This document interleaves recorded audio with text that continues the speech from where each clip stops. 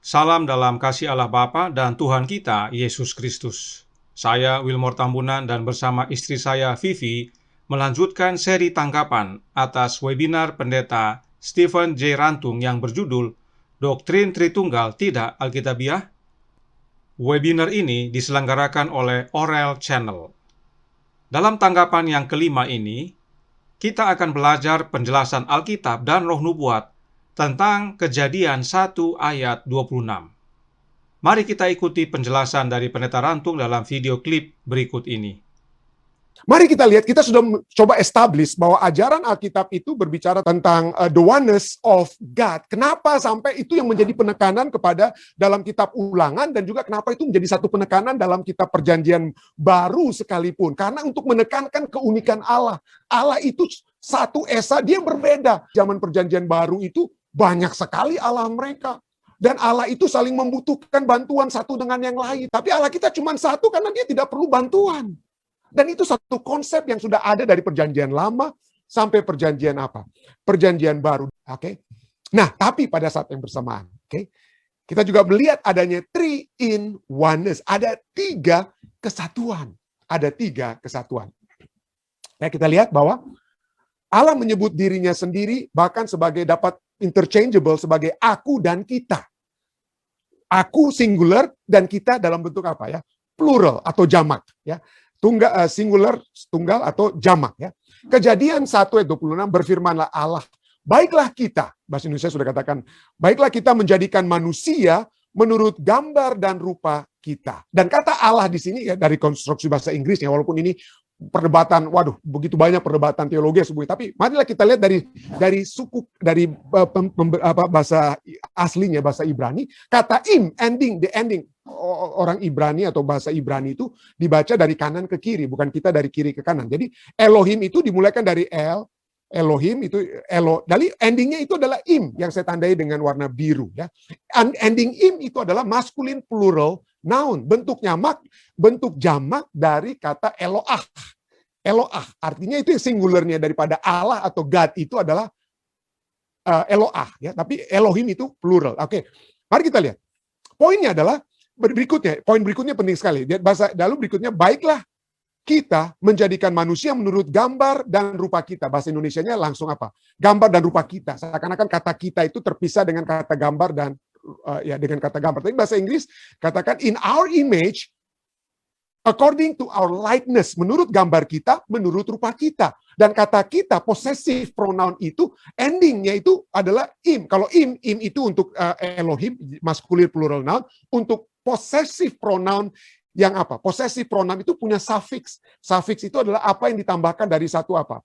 Satu kata terakhir. Suffixnya itu adalah nu. Ya. Jadi in our image adalah betzal menu. Betzal menu. Atau kalau according to our likeness artinya kit mutenu. Kit mutenu. Jadi ending daripada nu. Poinnya adalah sudahlah lupakan itu betzal menu atau kit mutenu itu Anda lupakan. Tapi ingat saja nununya ya. Mari kita ingat saja dia punya nu. Nah, saudaraku dalam Tuhan, apakah Kejadian 1 ayat 26 membuktikan adanya Trinitas? Mari kita ikuti penjelasan yang akan dibawakan oleh istri saya, Vivi. Saudaraku dalam Tuhan, dalam pelajaran keempat tentang Ehad, kita sudah lihat dengan jelas bahwa kata Tuhan dalam huruf besar adalah sama dengan Jehovah, dan dia adalah Allah Bapa. Bagi yang baru mengikuti, bisa lihat tanggapan 1 dan 4 agar memahami bahwa Tuhan dalam huruf besar adalah Allah Bapa. Ini adalah kunci utama dalam mempelajari firman Tuhan, karena akan sangat membantu mengerti firman Tuhan. Sekarang kita buka buku 2 Raja-Raja. 2 Raja-Raja 19 ayat 15. Hizkia berdoa di hadapan Tuhan dengan berkata, "Ya Tuhan, Allah Israel, yang bertahta di atas kerubium. Hanya Engkau sendirilah Allah segala kerajaan di bumi. Engkaulah yang menjadikan langit dan bumi." Hizkia menyatakan bahwa Tuhan yaitu Allah Bapa. Dia sendirilah Allah segala kerajaan di bumi. Dan Allah Bapalah yang menjadikan langit dan bumi. Doa Hizkia selaras dengan Ulangan 6 ayat 4 bahwa Tuhan itu Allah kita dan Tuhan itu Esa. Kemudian 2 Tawarik 2 ayat 12. Lalu Huram melanjutkan, "Terpujilah Tuhan, Allah orang Israel yang menjadikan langit dan bumi, karena Ia telah memberikan kepada Raja Daud seorang anak yang bijaksana, penuh akal budi dan pengertian, yang akan mendirikan rumah bagi Tuhan dan suatu istana kerajaan bagi dirinya sendiri." Huram adalah Raja Tirus. Orang asing saja tahu bahwa Allah Bapa adalah pencipta. Selanjutnya, Nehemia 9 ayat 6. "Hanya Engkau adalah Tuhan. Engkau telah menjadikan langit, ya langit segala langit, dengan segala bala tentaranya, dan bumi dengan segala yang ada di atasnya, dan laut dengan segala yang ada di dalamnya. Engkau memberi hidup kepada semuanya itu, dan bala tentara langit sujud menyembah kepadamu." Nehemia juga tahu bahwa Tuhan itu adalah Allah dan Tuhan itu Esa. Nehemia berkata, "Hanya Engkau adalah Tuhan." Artinya, hanya Engkaulah Allah Bapa. Dan memang Allah Bapa hanya satu. Dan Nehemia mengakui bahwa Allah Bapa lah yang menjadikan langit dan bumi dan laut dan segala isinya. Hal ini selaras dengan pekabaran malaikat pertama. Mazmur 95 ayat 6. "Masuklah, marilah kita sujud menyembah, berlutut di hadapan Tuhan yang menjadikan kita." Allah Bapalah yang menjadikan kita manusia. Dalam pasal 100 ditekankan lagi, pemazmur berkata dalam ayat 3, "Ketahuilah bahwa Tuhanlah Allah. Dialah yang menjadikan kita dan punya Dialah kita, umatnya dan kawanan domba gembalaannya." Perhatikan Tuhan sendiri berkata, Yesaya 45 ayat 12, "Akulah yang menjadikan bumi dan yang menciptakan manusia di atasnya. Tangankulah yang membentangkan langit dan akulah yang memberi perintah kepada seluruh tentaranya." Dalam Kejadian 1 ayat 26 disebut, "Marilah kita menjadikan manusia." Tetapi di Yesaya, Tuhan berkata, "Akulah yang menjadikan bumi dan manusia." Kalau kita belum mempelajari tentang Ehad, orang bisa saja berpikir tentang kesatuan Allah. Tapi tidak, Tuhan Allah adalah Esa. Lalu mengapa Allah berkata, "Akulah yang menjadikan manusia"? Sebagaimana akan kita pelajari, kebenaran akan nyata. Maleaki juga menyatakan hal yang sama. Maleaki 2 ayat 10. "Bukankah kita sekalian mempunyai satu Bapa? Bukankah satu Allah menciptakan kita? Lalu mengapa kita berkhianat satu sama lain dan dengan demikian menajiskan perjanjian nenek moyang kita?" Sejak awal sampai buku Maleaki, umat Allah mengakui bahwa Allah Bapalah pencipta dan yang menjadikan manusia. Bahkan Yesus sendiri, anak Allah, mengakuinya. Dalam Matius 19 ayat 4, jawab Yesus, "Tidakkah kamu baca bahwa Ia yang menciptakan manusia sejak semula menjadikan mereka laki-laki dan perempuan?" Siapakah Ia yang Yesus maksudkan? Allah Bapa. Yesus saja mengakui bahwa Bapalah pencipta segalanya. Hal yang serupa Markus kabarkan dalam Markus 10 ayat 6. Silakan baca nanti. Kembali kepada Kejadian 1 ayat 26, mengapa Allah berkata kita, sementara dari tadi kita lihat banyak bukti bahwa Allah Bapalah yang menjadikan segala sesuatu. Berikut jawabnya. Efesus 3 ayat 9. Dan untuk menyatakan apa isinya tugas penyelenggaraan rahasia yang telah berabad-abad tersembunyi dalam Allah yang menciptakan segala sesuatu. Dalam bahasa Indonesia tidak lengkap. Dalam versi King James lengkap. Yaitu bahwa Allah Bapa menjadikan segala sesuatu melalui Yesus Kristus. Dan tidak hanya satu kali saja Paulus menyatakan hal ini. Dalam Kolose 1, Paulus menuliskan. Kolose 1 ayat 15 sampai 17. Dialah gambar Elohim yang tidak kelihatan, yang sulung dari segala ciptaan. Sebab oleh Dia segala sesuatu diciptakan, baik yang di surga dan di bumi, yang kelihatan dan yang tidak kelihatan, tahta-tahta atau kerajaan-kerajaan, atau penguasa-penguasa, atau kuasa-kuasa. Segala sesuatu diciptakan oleh Dia dan bagi Dia. Dia ada sebelum segala sesuatu, dan segala sesuatu ada oleh karena Dia. Jelas sekali bahwa Allah Bapa menjadikan segalanya oleh anaknya, Yesus Kristus. Inilah sebabnya dalam Kejadian, Allah Bapa berkata, marilah kita, sebab Bapa selaku pencipta melaksanakan kehendaknya melalui anaknya. Dalam buku Ibrani, secara ringkas, Paulus mengulangi kembali kebenaran ini. Ibrani 1 ayat 2, maka pada zaman akhir ini, Ia telah berbicara kepada kita dengan perantaran anaknya, yang telah Ia tetapkan sebagai yang berhak menerima segala yang ada. Oleh Dia, Allah telah menjadikan alam semesta. Jadi saat Allah Bapa berkata kita, itu artinya Bapa dan anaknya. Hanya 2 dan bukan 3. Dan ingat bahwa kata kita bukan berarti 3. Kita dalam Kejadian 1 ayat 26 bermakna 2 oknum ilahi saja, yaitu Allah Bapa dan Yesus Kristus. Bahkan jauh sebelumnya, kebenaran ini telah dikabarkan oleh Agur. Dalam Amsal 30 ayat 4, siapakah yang naik ke surga lalu turun? Siapakah yang telah mengumpulkan angin dalam genggamnya? Siapakah yang telah membungkus air dengan kain? Siapakah yang telah menetapkan segala ujung bumi? Siapa namanya dan siapa nama anaknya? Engkau tentu tahu. Hanya 2 oknum ilahi yang terlibat dalam penciptaan, yaitu Bapa dan anaknya. Karenanya, berdasarkan Alkitab, sangat jelas bahwa Kejadian 1 ayat 26 sama sekali tidak mengajarkan Trinitas. Kejadian 1 ayat 26 bukanlah bukti Trinitas, tetapi bukti Allah yang benar dan Dia esa, serta mempunyai seorang anak yang tunggal. Bagaimana dengan roh nubuat?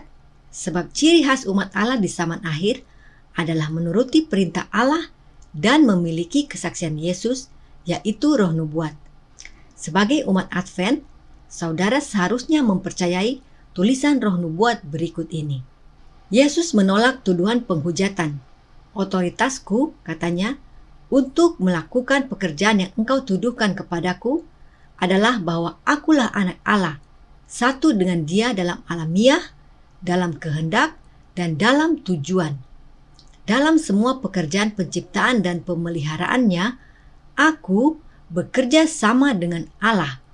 Anak tidak dapat mengerjakan sesuatu dari dirinya sendiri, jikalau tidak ia melihat Bapa mengerjakannya. The Desire of Ages, halaman 208, paragraf kedua. Sebagai informasi, kami tidak menggunakan terjemahan dari IPH karena ada kesalahan fatal. IPH menerjemahkan in nature menjadi dalam keadaan. Yesus bukan satu dalam keadaan dengan Bapa, tetapi satu dalam alamiah. Ini salah satu kutipan dari roh nubuat yang bisa menjadi tantangan bagi kaum Trinitas. Yesus sendiri mengakui bahwa dirinya adalah anak Allah. Anak yang bagaimana? Anak yang diperanakan oleh Bapa. Apa buktinya? Yesus berkata bahwa Dia satu dengan Allah dalam alamiah. Ini kalimat penting. Ini adalah bukti bahwa Yesus adalah anak Allah yang sesungguhnya.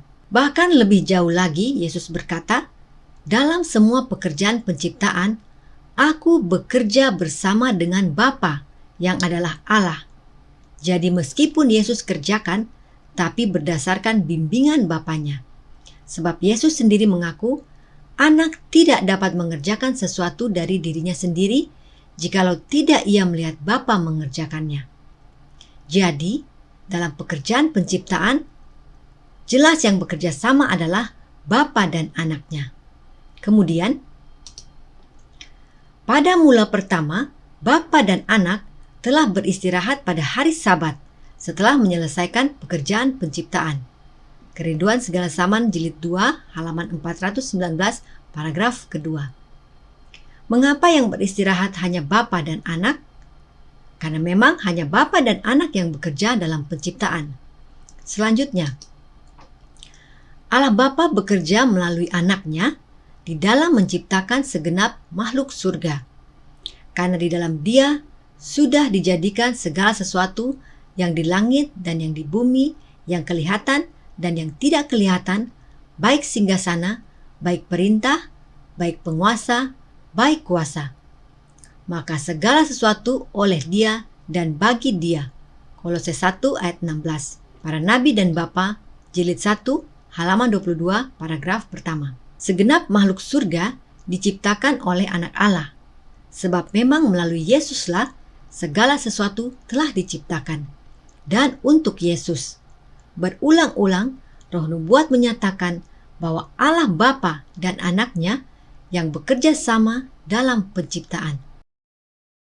Selanjutnya Roh Nubuat menyatakan, sebelum kejatuhan setan, Bapa berkonsultasi dengan putranya sehubungan dengan pembentukan manusia. Spiritual Gifts, volume 3, halaman 36, paragraf pertama. Saya coba cek dalam tulisan Roh Nubuat dan tidak ada tulisan yang menyatakan bahwa Bapa berkonsultasi dengan Roh Kudus. Tidak ada. Yang ada hanya Bapa berkonsultasi dengan Anaknya. Kenapa? Sebab memang hanya Bapa dan Anak yang menciptakan alam semesta ini. Apa buktinya hanya 2 oknum ilahi saja? Masih dalam paragraf yang sama, Nyonya White menuliskan, ketika setan mempelajari tujuan Allah, dia iri pada Kristus dan cemburu karena Bapa tidak berkonsultasi dengannya sehubungan dengan penciptaan manusia. Setan adalah malaikat tertinggi, tetapi Kristus di atas segalanya. Saya juga tidak menemukan tulisan Roh Nubuat yang menyatakan bahwa setan ini iri dan cemburu kepada Roh Kudus. Tidak ada. Yang ada, setan iri dan cemburu kepada Yesus, Anak Allah. Kalau memang benar Trinitas ada, kenapa setan hanya cemburu kepada Yesus? Kenapa Allah Bapa hanya berkonsultasi dengan Kristus Anaknya? Kenapa hanya Bapa dan Anak yang beristirahat pada hari Sabat setelah penciptaan dunia? Kenapa Bapa hanya mengajak Anaknya untuk menciptakan manusia? Silahkan kaum Trinitas renungkan dan pelajari lagi tulisan Roh Nubuat. Nah, bagi yang sudah mengikuti tanggapan keempat tentang Ehad, pasti sudah melihat kutipan berikut ini. Kutipan ini menjelaskan bahwa Allah Bapa mengumpulkan seluruh penghuni surga karena Allah Bapa hendak memberikan penghormatan khusus kepada Anaknya. Nah, dalam pertemuan itu, siapa saja yang hadir? Allah Bapa, Anaknya, dan para malaikat termasuk setan yaitu Lucifer. Yang namanya Allah Roh tidak disebutkan dan tidak dituliskan hadir. Kenapa? Karena memang tidak ada. Dalam acara tersebut, Allah Bapa mengurapi Anaknya agar menjadi setara dengan Dia. Jadi, kesetaraan Anak Allah bukan karena muncul bersama-sama sebagaimana ajaran Trinitas, tetapi kesetaraan Anak dengan Bapa itu karena Bapa yang berikan, sehingga kehadiran Anak sama dengan kehadiran Bapa. Firman Anak sama dengan firman Bapanya. Bahkan Anak yang melaksanakan kehendak Bapanya dalam penciptaan. Nah, apa yang terjadi setelah prosesi pemuliaan Yesus ini? Dia meninggalkan kehadiran langsung Bapa, tidak puas, dan dipenuhi dengan kecemburuan terhadap Yesus Kristus. Spiritual Gifts, volume 1, halaman 18, paragraf kedua. Setelah menyaksikan pemuliaan Yesus, Lucifer dipenuhi kecemburuan, pergi duluan. Cemburu kepada siapa? Kepada Anak Allah. Sebab Allah Bapa hanya bekerja sama dengan Anaknya. Tidak ada yang lain. Itu sebabnya Roh Nubuat menyatakan yang berikut ini. Penguasa alam semesta tidaklah sendirian dalam mengerjakan kebajikannya. Ia mempunyai seorang pembantu, seorang yang bekerja sama, yang dapat menghargai akan maksud-maksudnya dan dapat ikut menikmati kesukaannya dalam memberikan kebahagiaan kepada makhluk ciptaan. Para Nabi dan Bapa volume 1, halaman 21, paragraf kelima. Allah Bapa dalam melaksanakan penciptaan tidak sendirian, tetapi bersama anaknya. Sangat jelas Alkitab dan Roh Nubuat menyatakan bahwa Allah Bapa adalah pencipta, tetapi Allah Bapa tidak bekerja sendirian.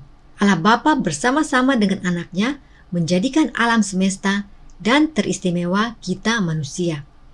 Allah Bapa dan anaknya yang menjadikan manusia. Allah Bapa dan anaknya yang disebut pencipta. Trinitas bukan pencipta. Karenanya, pilihlah pada hari ini.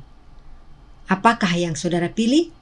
Trinitas yang bukan pencipta atau Allah Bapa dan anaknya yang adalah pencipta? Apakah yang saudara pilih? Kepalsuan atau kebenaran? Kami pilih kebenaran yang alkitabiah, yaitu Allah Bapa dan anaknya yang menjadikan kita manusia serta alam semesta. Kita dijadikan menurut gambar dan rupa Allah Bapa dan anaknya. Tentukan pilihan saudara hari ini. Tuhan berkati, saya bawa dalam nama Yesus. Amin.